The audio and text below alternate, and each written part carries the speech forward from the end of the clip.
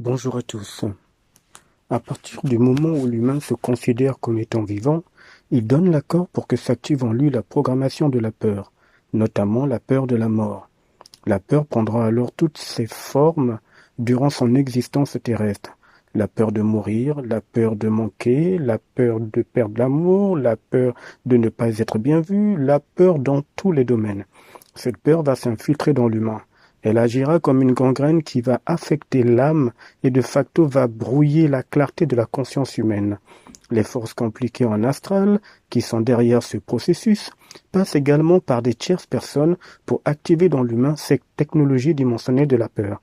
Par exemple, lorsque des gens voient leur bébé pour la première fois, ils diront, je cite, « Notre bébé est vivant ». Humainement parlant, cela part d'une intention louable, sauf que dans les régions astrales des entités anti-hommes, un signal énergétique est alors perçu. Les entités peuvent donc activer dans l'âme de ce bébé le programme de la peur.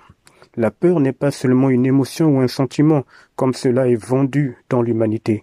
C'est un programme technologique dimensionnel qui dépasse de loin la compréhension humaine et qui est totalement anti-homme, anti-souveraineté humaine. Et cette dimension technologique, cette technologique dimensionnelle, qui lorsqu'elle est activée dans l'humain, eh bien, il est extrêmement difficile de s'en défaire. Mais cela n'est pas impossible. La peur n'est, la peur n'est pas du tout ce que les gens s'imaginent. La peur n'est expérimentée que dans le monde de la mort, c'est-à-dire sur la terre.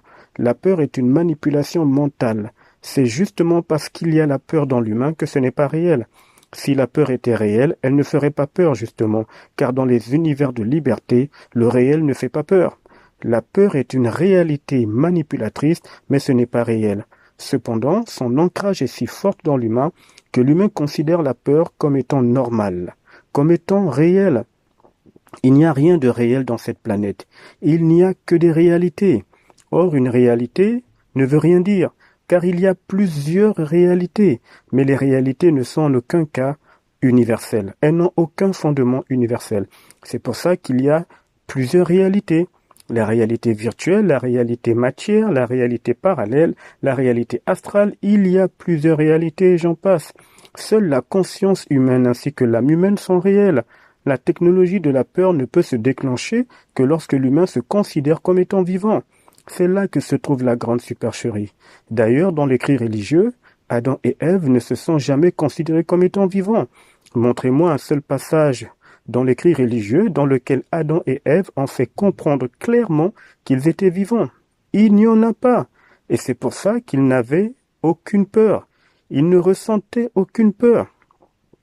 Il faut savoir que la mort, telle que c'est vu dans le cri religieux, est une manipulation.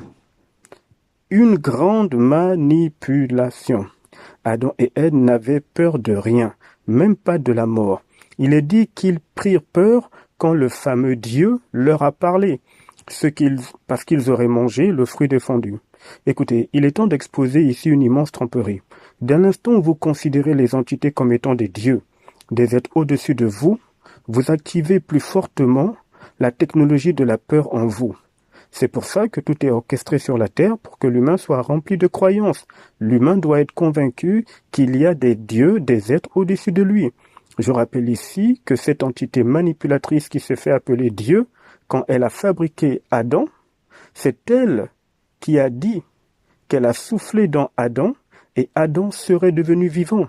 Adam lui-même ne s'est jamais considéré comme étant vivant. Jamais. Il est aussi évident que cette entité en question active la peur dans l'humain. Et pour ça, il a fallu qu'elle fasse culpabiliser Adam d'avoir mangé le fruit.